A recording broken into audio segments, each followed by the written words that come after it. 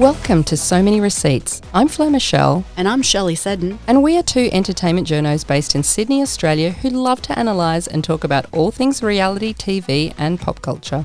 Each week on Receipt Roundup, we bring you our take on what's trending.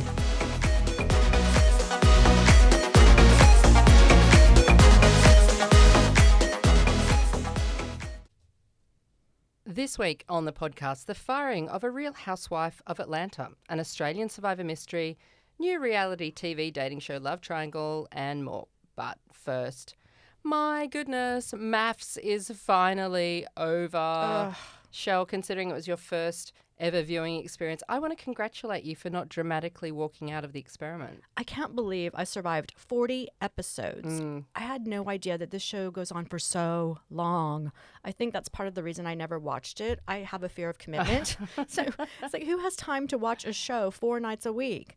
And also, if I'm honest, I never watched because I thought the show was a bit boganic. Well, it was a bit this year, but anywho. Yeah, but there are two things that I think are amazing. First of all, this show brings Australia together. I was shocked at the reach this show has. My stepdaughters watch it. My smart intellectual friend in her 50s watches it.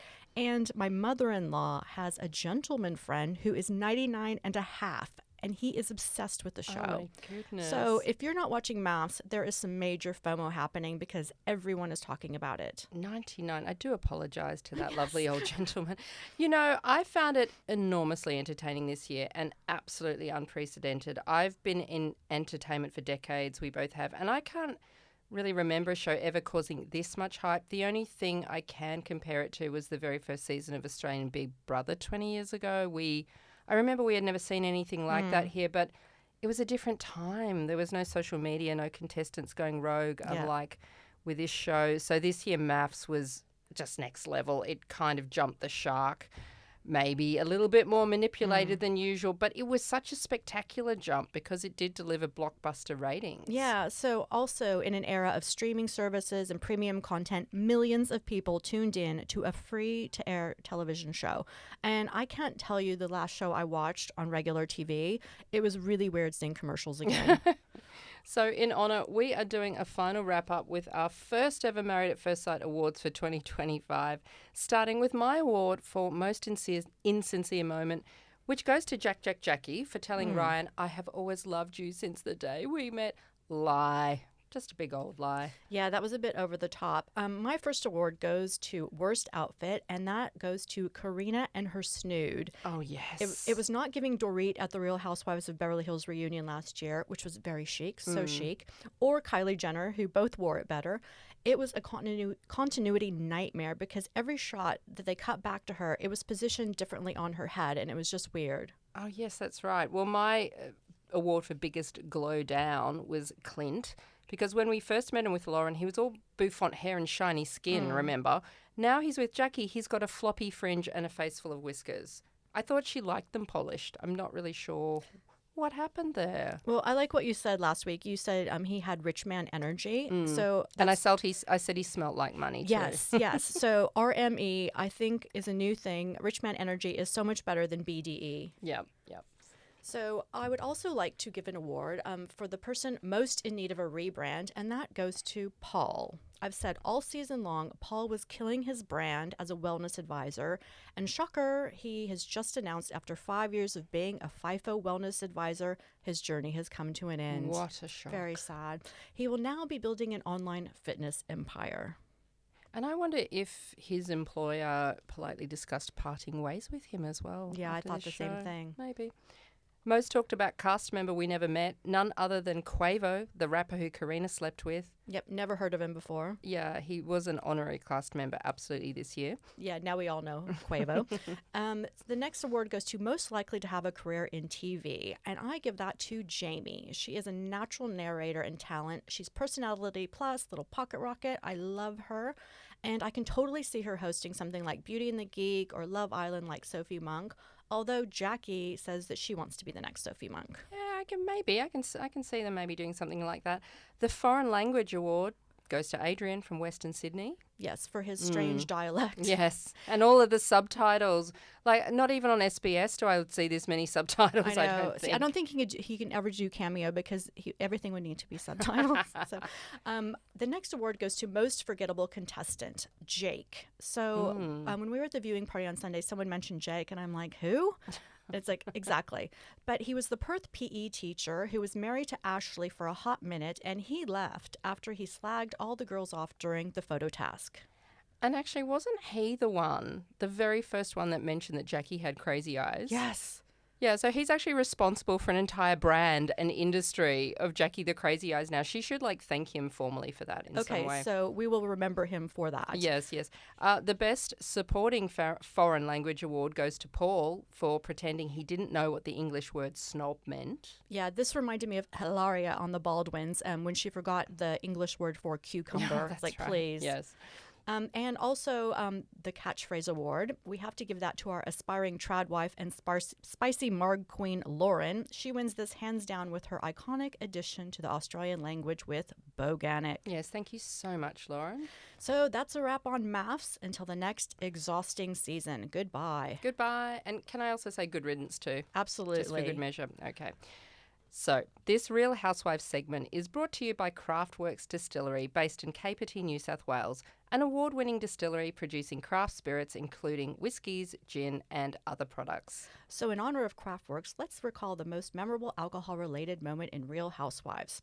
It has to be the time Lisa Rinna in Beverly Hills on a girls' trip ordered Kendall Jenner's 818 tequila to try instead of Kathy Hilton's tequila Casa del Sol. Yes, and then in some weird chain of events that led to Kathy having a meltdown, Lisa mouthing off about it, which then led to Lisa being let go from Bravo for just being too mean. All this over a sip of tequila. Recreate your iconic moment with Craftworks Capertee Gin, an aromatic citrus drop with a hint of rosemary. Or if you're looking for a unique gift for a whiskey lover, there's great stuff to choose from and the labels are pretty cool. To visit Craftworks, log on to www.craftworksdistillery.com.au and remember, always drink responsibly. Now, on to Real Housewives of Atlanta. We have been dying to talk about this show all season, and now we finally can because episode 5, which has caused so much controversy, has just aired, and we have more tea. Yes. So, Kenya Moore, the star of Atlanta for 13 years, was sensationally suspended after this episode taped. And we are going to unpack it because it is pretty shocking. So I'd like to say, first of all, I don't normally watch this series, but I am now officially hate watching it. It's so toxic and trashy. It's very screechy. Yeah, and that's saying a lot from someone who loves their Real Housewives. But the first thing that I noticed is there are so many people on this show. Yeah. And they're all getting divorces. They all drive Rolls Royces. They all have bodyguards. I seriously had to take notes to keep track of everyone. It's like, thank God I at least knew Portia from Ultimate Girls Trip Thailand. There's something to be said for having less castmates Yeah. sometimes than more. Like, we don't need 10 or 11 or however many there are. But anyway, from the start of this season, there's been very bad blood between Kenya and newcomer Brittany Eadie. Brit doesn't like anything Kenya says to her and didn't like how Kenya patted her on the back at a meetup instead of hugging her either. Yeah, and so this reaches a fever pitch in the previous episode when Angela hosted a dinner party and they played a game where everyone wrote down a shady question, which they had to answer. This is standard Housewives operating protocol at a dinner party. And let me say, this game was amateur hour compared to the Real Housewives of Salt Lake City game of reading out the nastiest text you've ever written about a fellow castmate. This was nothing. But anyhow, Kenya's question was, can you speak to Brit kindly and not with an attitude?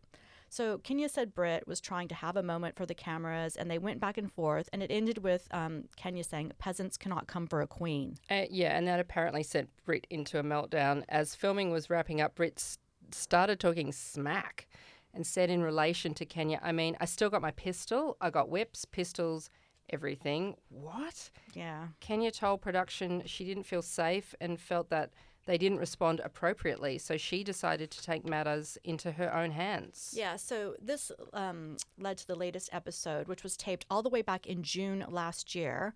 And we see Kenya hosting a party for her new beauty salon business that she spent $400,000 to launch. And Brit turned up with flowers and a card and wanted to make amends, which Kenya refused. And so Brit ended up just leaving the party. And then Kenya does something really shocking. During the supposed professional business speech, she trashed Brit and whipped out these poster boards about her with very damaging information about Brit.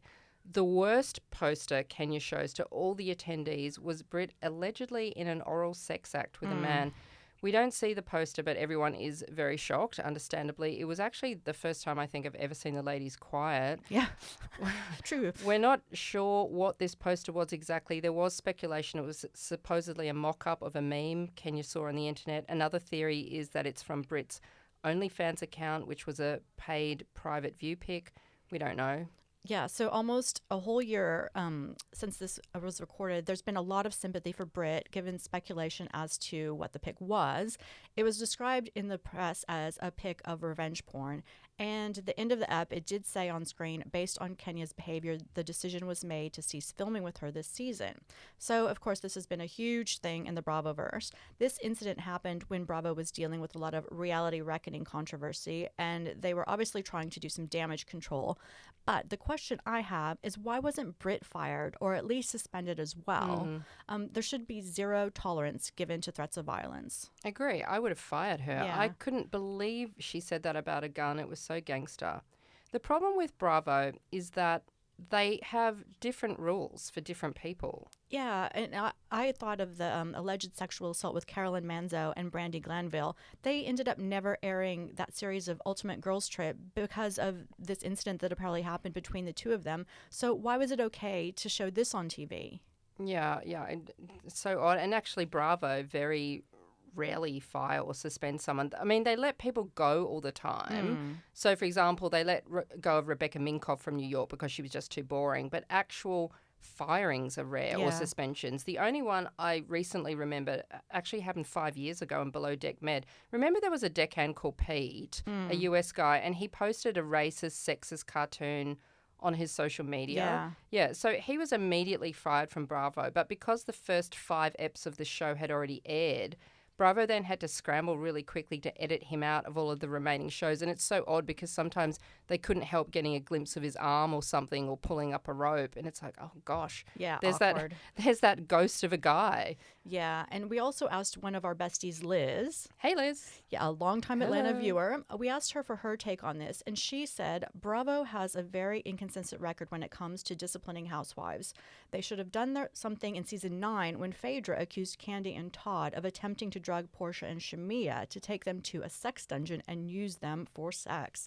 This was just as bad, but no reprimand. That's a good point. Yeah, and actually Phaedra's popped up.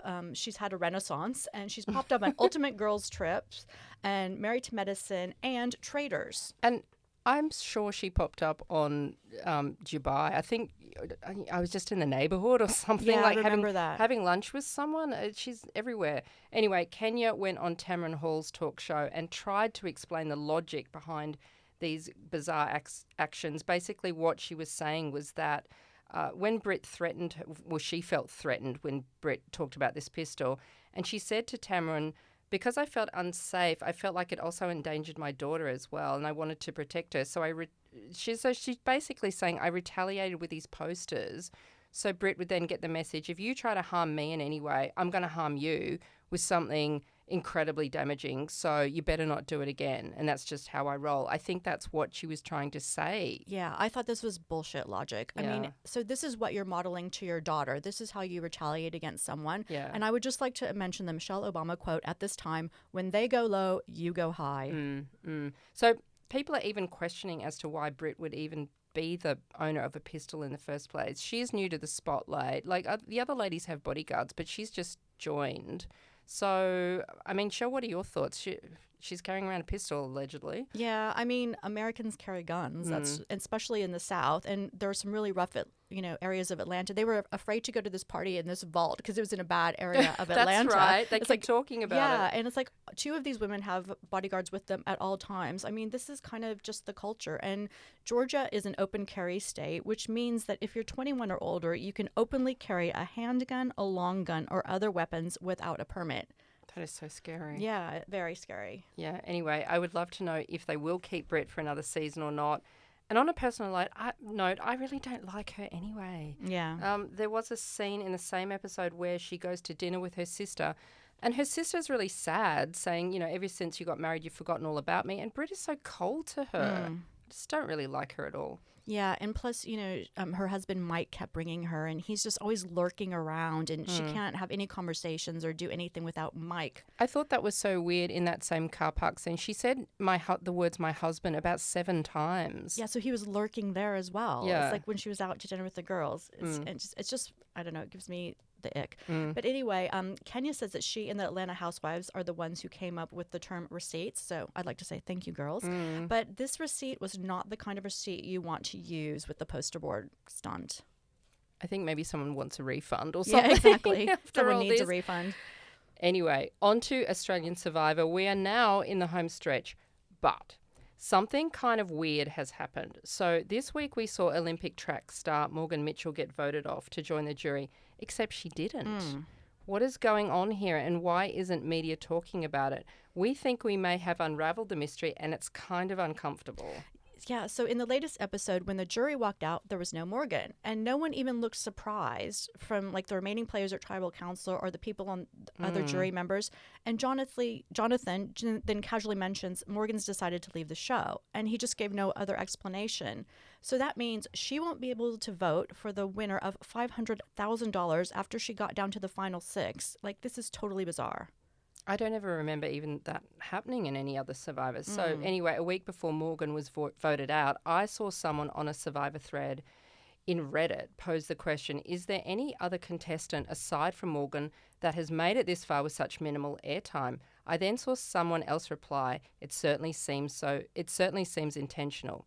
So she replied to a feisty post from George. I think that refers to George Mladenov, previous well-known Survivor player. Yeah, King George. Yeah. George commented about her play yesterday, and through her Instagram stories, Morgan said that she, quote, went through a lot of BS on the show that we haven't seen, and later posted to say that she will have her say.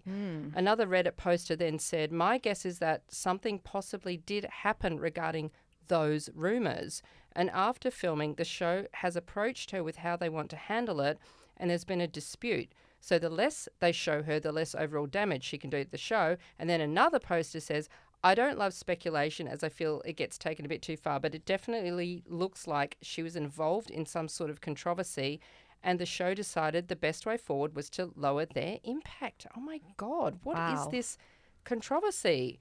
And does it perhaps have something to do with Ben's mysterious disappearance? The internet sleuths are going crazy. Yeah, so remember Ben, he was on the Braun tribe with Morgan, and we saw in one of the episodes that JLP announced abruptly that Ben wouldn't be returning to the show, and that there was just no other explanation. So later it came out in the Daily Mail that he wasn't feeling well, and he then said he had pneumonia, he was recovering from Ross River fever and a calf injury, etc. Yeah, so many medical problems, which I thought was really weird at the time because you didn't ever see him getting sick on the show. Like nothing at all, right? No medic going out, nothing.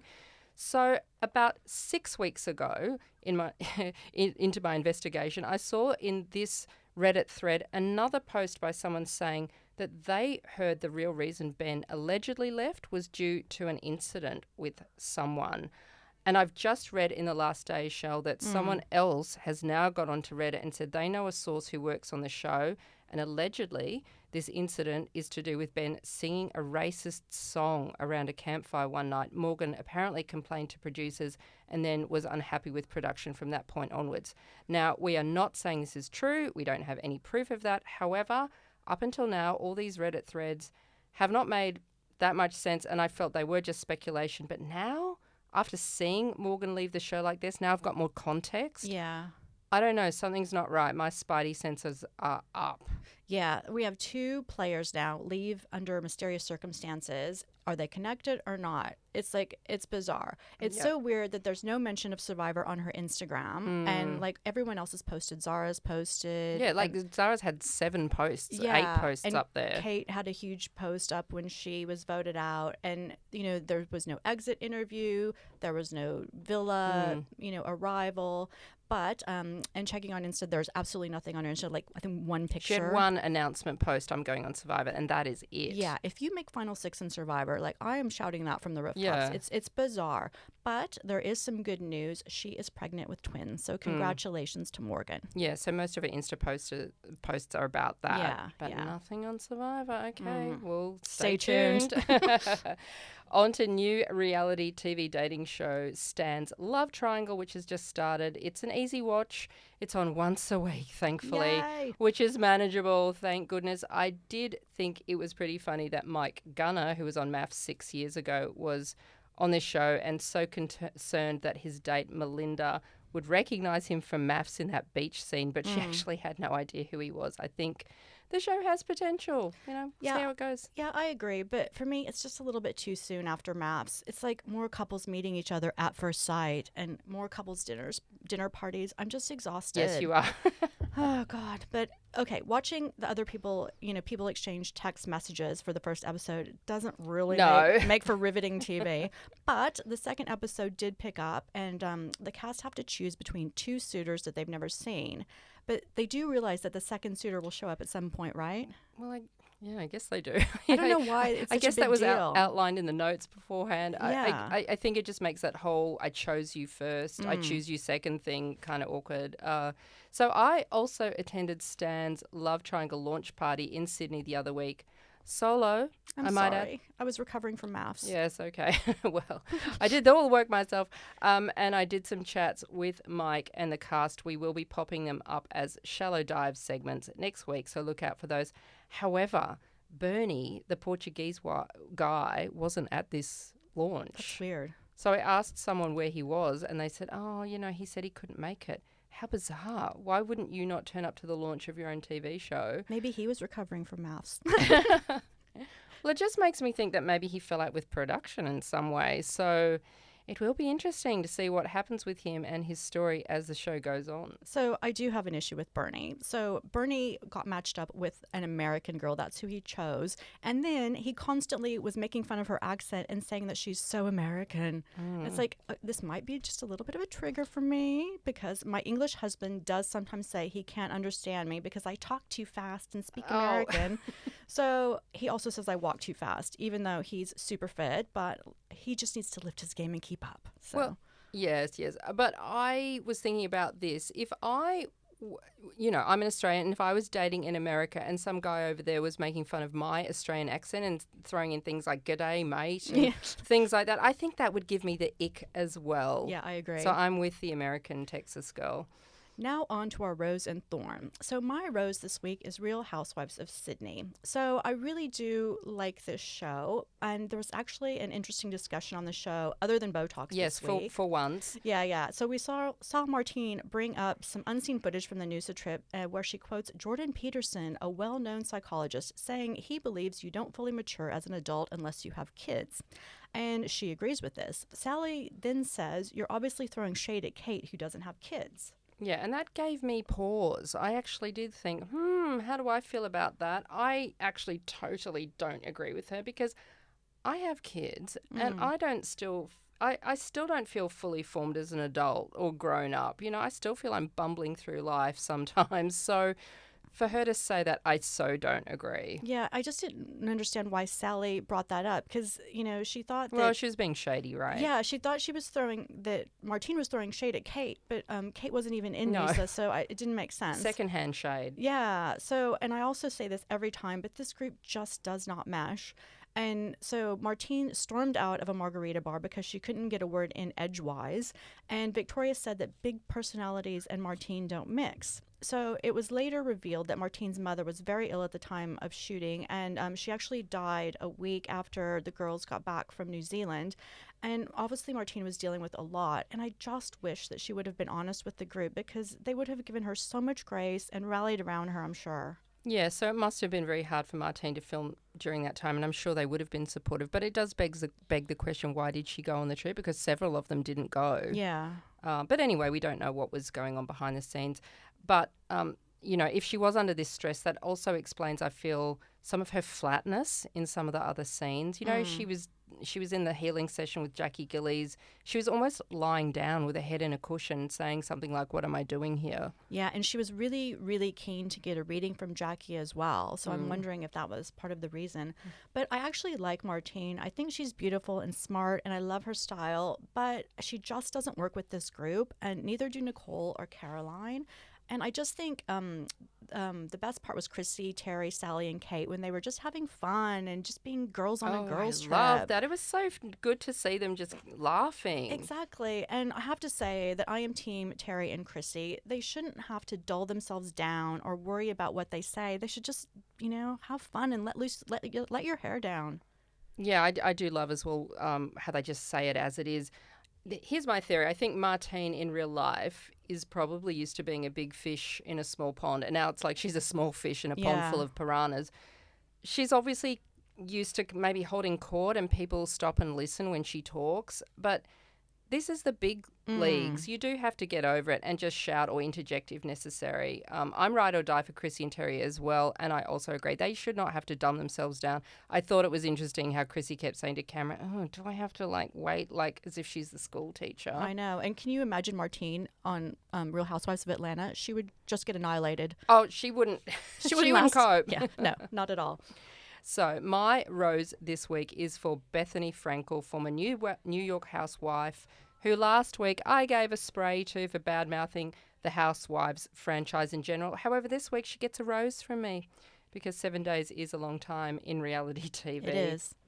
So last week, Bethany called out the Real Housewives of New Jersey star Teresa Giudice on an Instagram TikTok reel for being dumb enough to get into $3 million worth of tax debt with her husband Louis.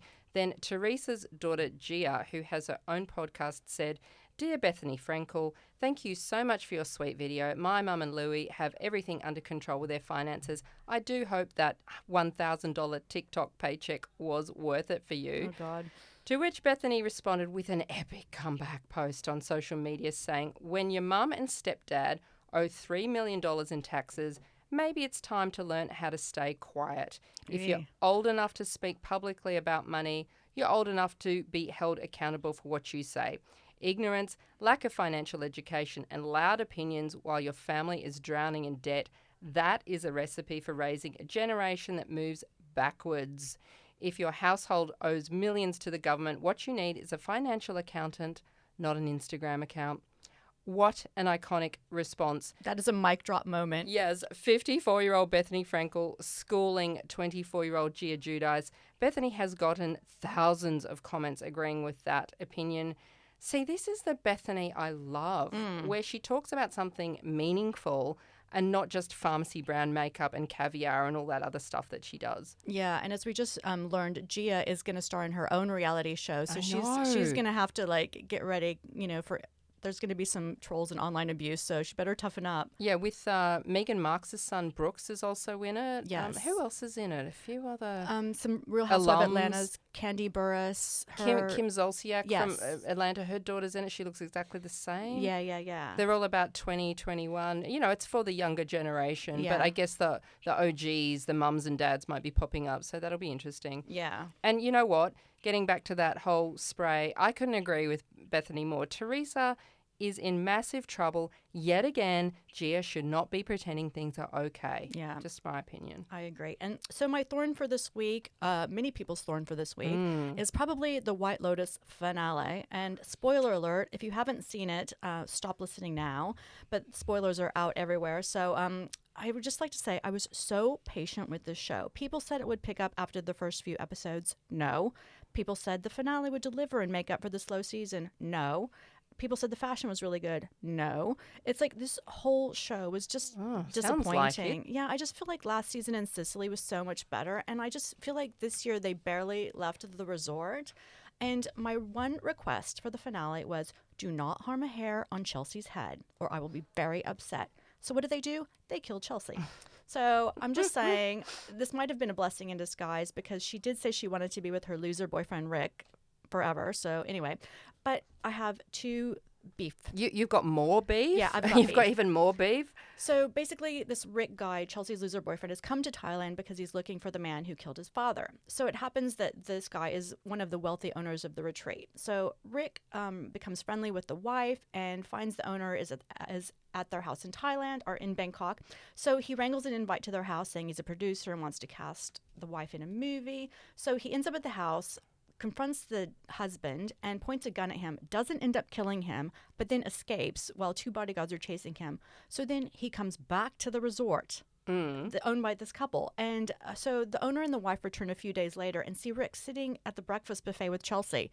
It's like, why would you go back to the resort after this incident? It's like, they have your name, they have your credit card on file for incidentals, and they have your phone number. It's like, why would you not get the F out of there? So it may be like a logic problem of the writers. Maybe they didn't proof their final scripts or something. Yeah, it doesn't make sense. It does sounds not. Like.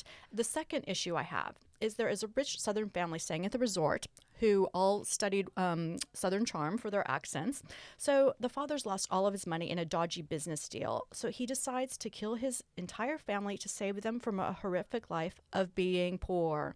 So he takes the seeds of a very poisonous fruit and puts it in a blender to make some pina coladas for everyone. Right. So he has his whole family drinking these pina coladas, and then he has a change of heart, grabs them away from everyone, and pours the drinks down the sink. Mm-hmm. So then he leaves the remains of the deadly seeds in the blender and doesn't bother to clean it out and just goes to bed. So cue to the son waking up the next morning, seeing the blender and making a protein shake. Then he nearly dies. Oh. He doesn't clean out the blender to make his protein shake. So I have to say, this is a man thing. In my experience, just my experience I'm talking about, if both of these guys would have just cleaned the Vitamix, this wouldn't have happened. So White Lotus, there is a frenzy about it. There are entire podcasts that follow White Lotus. I mean, people do love this show. Yeah. Why do you love it? It's a cult-like show. Apart from this episode. Yeah. I mean, I think it's just something new and innovative. They go to different places. I think they should come to Australia. I think that would be great. Yeah. So anyway, hopefully next time after the backlash of this finale, the next season will be better. Yeah, and maybe there won't be such a bloodbath. Yeah. Next time. So on to my thorn. My thorn this week is for the Real Housewives of Cheshire, the UK version of Housewives. I watched the last episode and I want to talk about something that has been bugging the hell out of me for years and years. So in this episode, we see a huge fight between Paige and Seema. Paige is upset that Seema doesn't value their friendship because Seema called Paige just another client to her beauty salon, whereas Paige thought they were much closer. She had told her she was pregnant, etc. Calls the whole cast toxic. So it's good stuff. Right. It's a screaming fight with real, raw emotion. And then it cuts to this absolutely hammy confessional that Paige does to a producer on camera saying, Seema, I've paid £10,000 to your business, but mark my words, you won't be seeing a penny more from me. And that is exactly how she says it. That's how they all deliver their confessionals, like bad actresses. So I did my worst bad actress voice then. Cringy, yeah. The confessionals in all British reality shows are totally staged. I hate this. So I pulled the receipts, and this is the very first thing Google AI came back with. Admittedly, it was not a very exhaustive investigation. Shallow dive. Yes, but it does say, first up, in English reality TV shows, confessionals are often staged or scripted to enhance the narrative and create drama, even though they are presented as immediate reactions to events. This is ridiculous. It is so jarring to go from a real scene to staged lines that a producer feeds and has come up with. It is like bad British pantomime. It is very peculiar. It's very English, actually, very oddball. Yeah, well, I'm going to have to fly the American flag here and say, bravo, confessionals are one of the best things about the Housewives franchise. So you've learned so much about how someone is really feeling, and this is where you throw down the shade. Yeah, they're a valuable part of the show, of any, they do them in Australia. They're a valuable part of any reality show. This concept, actually, of the scripted confessionals started on British realities 15 years ago on shows like Geordie Shore. But I thought it worked on a show like that because that was a comedy sort of a show, lots of comic moments. In Housewives, where it's more drama, it just doesn't work, and it's so old-fashioned. And as a viewer, it loses my trust because I don't know what's a real opinion or not. Yeah, exactly. And it has been announced that a new Real Housewives of London will start taping this year. However, it will be made by Monkey, the UK production company who does make Cheshire and makes Made in Chelsea. So I'm guessing these staged confessionals will be in that new show as well, which is very disappointing because I loved Ladies of London. I was really hoping that the Real Housewives of London would be like that. Yeah, see, I don't know if I watch. I can watch a London Housewives if they just make that same sort of a show, because back in Ladies of London, that's when we first met Carolyn Stanbury, who's now in Housewives of Dubai, and she's just raw, she's real with her opinions. They don't need the staged confessionals. No. I want to hear her real opinions. I want to hear all of their real opinions. The genre has evolved, so memo to British producers, please move on with the times. Enough of the bad panto already. Yeah, I totally agree. So that's it for this week. Thanks for listening. I'm Shelley Seddon. And I'm Fleur Michelle. Join us next week for So Many Receipts.